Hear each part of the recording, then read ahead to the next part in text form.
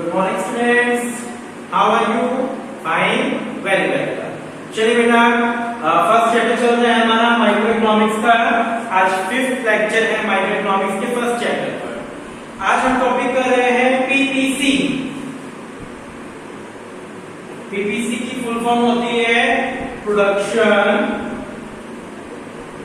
Possibility curve. Production possibility curve, PPC, बहुत ही important topic है ये पीपीसी का। इसको प्रोडक्शन पॉसिबिलिटी फ्रंटायर भी कहते हैं। क्या कहते हैं? Production possibility frontier, PPC, production possibility curve. ठीक है, इसका क्या मीनिंग होता है? It refers to different combination of two goods with given resources। PPC का मीनिंग क्या होता है? It refers to different combination of two goods with given resource। मेरे पास कोई रिसोर्स है, मैं उस रिसोर्स को यूज करके टू गुड्स के डिफरेंट क्या बनाऊं? Combination, that is called PPC. Suppose करो मेरे पास 100 रुपीज है, ठीक है, 100 रुपीज इज अ रिसोर्स। जो 100 रुपीज है उसको क्या बोला जाएगा? रिसोर्स बोला जाएगा। अब मैं 100 रुपीज से टू गुड्स के कॉम्बिनेशन बना रहा हूं। मैंने 50 के ऑरेंज लिए, 50 के एप्पल, ठीक है, 50 रुपीज के ऑरेंज, 50 के एप्पल। अगर मान लो मैं 60 रुपीज के ऑरेंज ले रहा हूं तो एप्पल कितने के ले पाऊंगा? 40 के। अगर मैं 80 रुपीज के ऑरेंज ले रहा हूं तो एप्पल कितने रुपीज के ले पाऊंगा? 20 रुपीज के। यानी अगर मैं एक चीज को ज्यादा करता हूं तो दूसरी मुझे क्या करनी पड़ेगी? कम करनी पड़ेगी, क्योंकि मेरे पास कितने रुपए हैं? 100 रुपीज है। रिसोर्स गिवन है, रिसोर्स फिक्स्ड है। सो अगर मैं एक चीज को बढ़ाऊंगा तो दूसरा मुझे अपने आप कम करना पड़ेगा। That is production possibility curve. ठीक है, चलिए, प्रोडक्शन पॉसिबिलिटी कर्व, इसको प्रोडक्शन पॉसिबिलिटी फ्रंटायर भी बोलते हैं, इसको प्रोडक्शन पॉसिबिलिटी बाउंड्री भी बोलते हैं। इसके 5 नेम है। कौन कौन से? PPC, production possibility curve, production possibility boundary, production possibility frontier, transformation line, transformation curve. ये 5 नेम है इस टॉपिक के। ठीक है, तो इसका मीनिंग क्या होता है? It refers to different combination of two goods with given resource is called PPC, that is called PPC। ठीक है, मीनिंग क्लियर अच्छे से? मीनिंग नोट कर लीजिए पहले आप। इट रेफर्स टू different, आपको ये टॉपिक जैसे करवा रहा हूं वैसे ही लिख कर आना है। बस पेपर में आ गया है डिफाइन पीपीसी, तो सबसे पहले आपको मीनिंग लिख के आना है इसका। It refers to different combination of two goods with given resource, this is meaning। ठीक है, उसके बाद आपको इसमें एग्जांपल लेकर चलना है। एग्जांपल देखिए, मैं वो ले रहा हूं जो बोल रहा हूं एग्जांपल आपको। एक साइड ऑरेंज, एक साइड एप्पल। सपोज करो मैंने 100 के 100 रुपीज कहां खर्च कर दिए? ऑरेंज पर, तो एप्पल 0, 70 ऑरेंज पर, Apple 30, 50 orange, 50 Apple, 20 orange, 80 Apple, 0 orange, 100 Apple. देखिए, एक चीज डिक्रीज हो रही है, दूसरी क्या हो रही है? इंक्रीज हो रही है। This is PPC. क्योंकि मेरे पास रिसोर्स गिवन है, उस गिवन रिसोर्स से अगर मैं एक कॉम्बिनेशन को बढ़ाऊंगा, एक चीज का कंजम्पशन या प्रोडक्शन बढ़ाऊंगा, तो दूसरी चीज को ऑटोमेटिकली क्या करना पड़ेगा? कम करना पड़ेगा। देन बनाते जाएंगे आप इसका कर्व। मीनिंग हो गया, मीनिंग के बाद टेबल हो गई, टेबल के बाद कर्व। कर्व में आप लोग एक साइड ऑरेंज बनाइए, एक साइड एप्पल। ठीक है, बता दी समझ? 20, 40, 60, 80, 100। मैं 20 क्या चल रहा हूं? 20, 40, 60, 80, 100।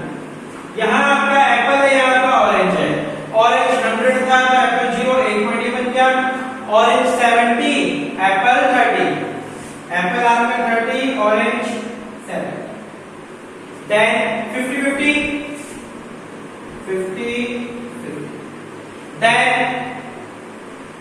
20-80, एप्पल आपका 80 and then 20. ये देखिए. Then 0-100, क्लियर है? अब आपको इससे ये सारे मिलाने हैं. ये आपकी क्या बन गई? पीपीसी कर्व बन गई. ये कर्व तो आपने टेबल के अकॉर्डिंग बनाई है. मैं भी आपको फ्री हैंड कर्व सिखाऊंगा. इकोनॉमिक्स के अंदर मोस्टली आपको फ्री हैंड कर्व्स ही बनानी है. ठीक है? इस शेप को बोलते हैं कॉन शेप. ठीक है? कनकेव. क्या बोलते हैं? Concave shape. कौन है? कौन बन गया ऐसे, तो कनकेव शेप. अगर आपसे पूछ लिया जाए पीपीसी की शेप कैसी होती है तो आप क्या बोलोगे? कनकेव शेप होती है पीपीसी. क्या होती है? Concave shape. ठीक है? आगे बात समझ. सबसे पहले मीनिंग हो गया पीपीसी का. पीपीसी का मीनिंग आपने क्या पढ़ा? It refers to different combination of two code with given resource. Clear बात? ठीक है? उसके बाद टेबल हो गई, एग्जांपल हो गया. Orange 100 then apple 0. जैसे जैसे आपने एप्पल को इंक्रीज किया तो ऑरेंज क्या होता चला गया? डिक्रीज होता चला गया. देन आपने क्या किया? एक कर्व बनाया. ठीक है? इसके बाद क्या रहेगा? मैं आपको समझा रहा हूं free hand curve. Free hand curve कैसे बनती है? अगर आपको एग्जाम के अंदर में टाइम सेव करना है इकोनॉमिक्स के अंदर तो आपको बहुत सारे फ्री हैंड कर्व्स बनाने की आदत लेनी चाहिए. एक साइड ऑरेंज, एक साइड एप्पल. ये बन गई आपकी पीपीसी कर्व. बाहर पर दिखाना बस. ये बन गई आपकी पीपीसी कर्व. बहुत इजी लाइन. देखिए, अगर एप्पल का कंजप्शन, एप्पल का प्रोडक्शन आप डिक्रीज कर रहे हो तो ऑरेंज का प्रोडक्शन बढ़ जाएगा अपने आप. एप्पल का मैंने डिक्रीज किया तो ऑरेंज अपने आप क्या हो गया? इंक्रीज हो गया. तो ये होती है फ्री हैंड कर्व. ठीक है? ये क्या कहलाती है? Free hand curve. यहां पर चलिए, पीपीसी का मीनिंग हुआ. आपने टेबल करी, आपने कर्व करी. देन आपको क्या करके आना है? उसको एक्सप्लेन करना है. लास्ट होता है कर्व के अंदर एक्सप्लेनेशन. हम लोग एक्सप्लेनेशन के अंदर टेबल और कर्व दोनों को साथ लेकर चलते हैं. आपको 2-3 लाइनें पहले ध्यान रखनी है, बाकी फिर बना के लिखते आने हैं. ओ एक्स एक्सिस कैसे एक्सप्लेन करते हैं? सबसे पहले स्टार्टिंग कैसे करते हैं? ओ एक्स एक्सिस क्या शो कर रहा है? ऑरेंज. ओ वाई एक्सिस क्या शो कर रहा है? एप्पल. ओ एक्स एक्सिस क्या शो कर रहा है? ऑरेंज. ओ वाई एक्सिस क्या शो कर रहा है? एप्पल. और ये कर्व क्या शो कर रही है कि अगर जब हमने ऑरेंज का प्रोडक्शन बढ़ाया तो एप्पल का प्रोडक्शन क्या हुआ? डिक्लाइन. क्योंकि हमारे पास रिसोर्स क्या थे? गिवन. और हम लोग एक चीज का प्रोडक्शन बढ़ाएंगे तो दूसरा अपने आप क्या हो जाएगा? कम हो जाएगा. ठीक है? आगे बात समझ अच्छे से क्लियर है बिल्कुल. एक्सप्लेनेशन बस इतना ही किया. मीनिंग हो गया, टेबल होगी, कर्व हो गया, और क्या करके आएंगे? एक्सप्लेनेशन आप लोग करके हैं. क्लियर बात? बिल्कुल अच्छे से क्लियर है. चलिए आगे. नेक्स्ट टॉपिक है हमारा अटेनेबल कॉम्बिनेशन. कौन सा कॉम्बिनेशन? अटेनेबल. टॉपिक क्या है? Attainable combination. अटेन का मतलब जिसको हम लोग अचीव कर सके. अटेन का क्या मतलब होता है? जिसको हम क्या कर सके? अचीव कर सके.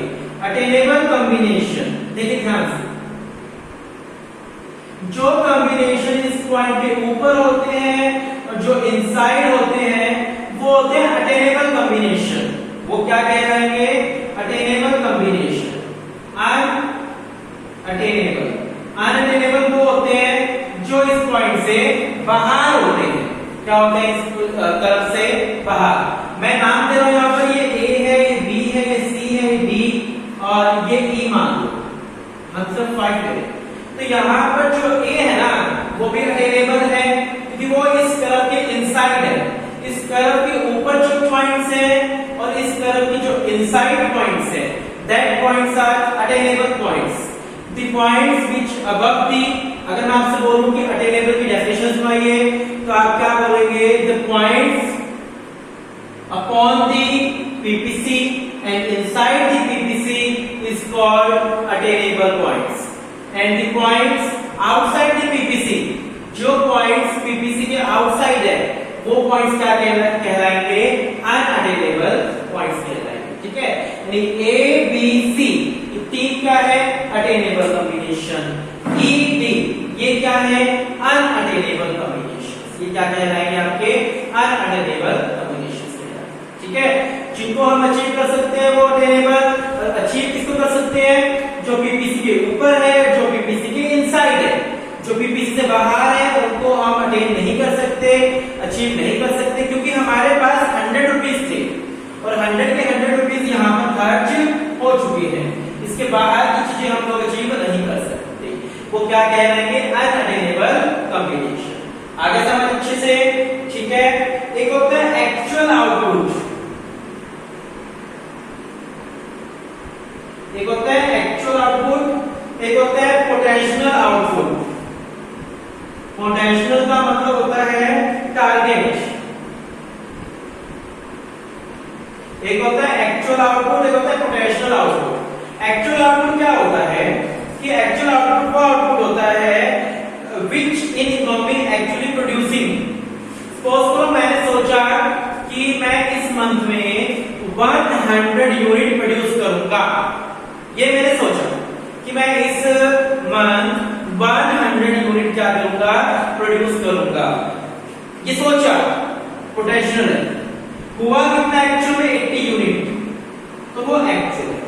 जो मैंने सोचा वो पोटेंशियल है, जो एक्चुअली में हुआ वो जितना प्रोड्यूस हुआ वो एक्चुअल है। तो पोटेंशियल क्या होता है, टारगेट। तो बोलते हैं target, the potential level of output refers to the maximum level of output that can be produce, जिसको हम प्रोड्यूस कर सकते हैं। मेरी कैपेसिटी कितनी की है, 100 यूनिट बनाने की है। सपोज करो मेरी प्रोडक्शन पावर 100 यूनिट प्रोड्यूस करने की है, तो वो मेरा क्या कहलाएगा, पोटेंशियल आउटपुट। फिर मैं 100 यूनिट बना सकता हूँ, लेकिन एक्चुअल मैंने कितनी बनाई, 80 यूनिट, तो ये क्या कहलाएगी, आपकी एक्चुअल आउटपुट कहलाएगी, ठीक है। 100 वो जो हमने एक्चुअल में बनाई है, सॉरी जो हमारी कैपेसिटी है, पोटेंशियल को जो हमारी प्रोड्यूसिंग कैपेसिटी है, और जितनी एक्चुअल बनी वो एक्चुअल आउटपुट है आपका। सो आपने आज क्या क्या पढ़ा, इधर पीपीसी पढ़ा, प्रोडक्शन प्रोसेसिंग कर्व पढ़ा, different combination of two codes with given resource, ठीक है। आपने अटेनेबल कॉम्बिनेशन पढ़ा जिसको हम अचीव कर सकते हैं। ये कौन से होते हैं, पीपीसी के ऊपर एंड इनसाइड। जिनको अचीव नहीं कर सकते वो अनअटेनेबल कॉम्बिनेशन। पोटेंशियल आउटपुट कौन सा होता है, पोटेंशियल आउटपुट वो आउटपुट होता है जो हमारी प्रोडक्शन कैपेसिटी है, और एक्चुअल आउटपुट कौन सा होता है, जो हम लोग क्या कर सकते हैं, जिसको हमने एक्चुअल में प्रोड्यूस किया। तो हमारा क्या कहलाएगा, एक्चुअल आउटपुट कहलाएगा। आ रही है बात समझ अच्छे से, क्लियर है। 1 मिनट इतना पूरा रिवाइज कीजिए, फटाफट रिवाइज कीजिए।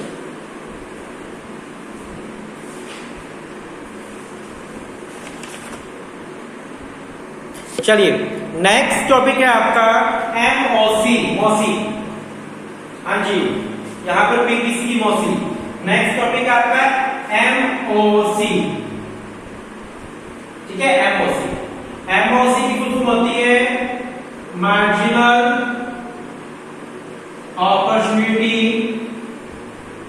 Cost. Marginal opportunity cost, MOC, marginal opportunity cost.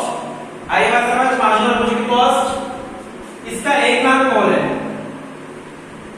Marginal rate of transformation. देखिए टॉपिक है एमओसी, मार्जिनल अपॉर्चुनिटी कॉस्ट। हाँ, आप लोगों ने एक टॉपिक किया था लास्ट, कल के टॉपिक में अपॉर्चुनिटी कॉस्ट किया था आपने, अपॉर्चुनिटी कॉस्ट। यहाँ पर टॉपिक है आपका मार्जिनल अपॉर्चुनिटी कॉस्ट। टॉपिक क्या है, marginal opportunity cost, marginal rate of transformation. Marginal rate of transformation नाम है। ये क्या होता है, it is a ratio between, meaning लिखिए, एमओसी का मीनिंग क्या है, it is a ratio between loss of output and gain of output. Loss of output and gain of output. Loss और आउटपुट, लॉस और गेन के बीच का ratio, output का loss, output का गेन। एग्जांपल समझाऊंगा तो क्लियर हो जाएगा। It refers to ratio between loss of output and gain of output. यानी यहां पर आपका एक फॉर्मूला बनता है, लॉस ऑफ आउटपुट अपॉन में gain of loss of output upon में गेन ऑफ आउटपुट। फॉर्मूला क्या है? लॉस अपॉन में गेन। याद करने के लिए आप कैसे याद करेंगे इसको? लॉस अपॉन में गेन। ठीक है बेटा। तो marginal opportunity cost, full form क्या है इसकी? Marginal opportunity cost, MOC, marginal rate of transformation का अदर नेम है। ये क्या होता है? मीनिंग क्या है इसका? It refers to ratio between loss of output upon में गेन ऑफ आउटपुट। ठीक है। एग्जांपल ले रहे हैं हम यहाँ पर एक, सपोज करो आपके पास एक लैंड का पीस है जहां पर आप या तो बनाना ग्रो कर सकते हो या फिर एप्पल। ठीक है। अगर आपने एप्पल का ग्रो किया तो एप्पल हो गए 100 यूनिट से मान लो, 100 यूनिट। ठीक है। और हम बनाना का अगर आपने ग्रो किया तो बनाना हो गए 200। ठीक है। सपोज करो एप्पल ग्रो करते हो तो एप्पल की यूनिट होगी 100, बनाना की यूनिट होगी 200। ठीक है। आपने किसको चूज किया? एप्पल को। एप्पल चूज किया यानी आपका गेन कितना हुआ? 100 और लॉस कितना हुआ? 200। वो बात आई जो हमने ओसी में पढ़ी थी। यहाँ पर वही पॉइंट आ गया जो हम लोगों ने ओसी में पढ़ा था। आप एप्पल को चूज करो तो गेन कितने का हुआ? 100 का, लॉस कितने का हुआ? 200 का। यानी आपके फॉर्मूले में 200 divide by 100 equal to 2 answer आ जाएगा। मैं आपको कहता हूं एमओसी निकालो तो आप इस तरीके से एमओसी निकालेंगे। लॉस अपॉन में गेन, लॉस हो रहा है 200 का, गेन हो रहा है 100 का। 200 divide by 100 equal to 2 is the MOC. ठीक है। तो एमओसी निकालने का फॉर्मूला होता है लॉस अपॉन में गेन। एग्जाम में अगर एमओसी में से कुछ आता है तो वो आपका न्यूमेरिकल सा ही आएगा, छोटा सा, कोई 1-2 मार्क्स के अंदर ज्यादा कोई इसका लंबा चौड़ा टॉपिक नहीं बनता। ठीक है। एमओसी का मीनिंग दे देना आपको लॉस अपॉन में गेन। ठीक है। आप लोग पीपीसी का टॉपिक पढ़ रहे थे अभी आप लोगों ने पीपीसी का टॉपिक पढ़ा था। वहां पर आप लोगों ने मीनिंग पढ़ा, टेबल पढ़ी, कर्व पढ़ी। लास्ट में हम लोगों ने पीपीसी की क्या करी थी? एक्सप्लेनेशन करी थी।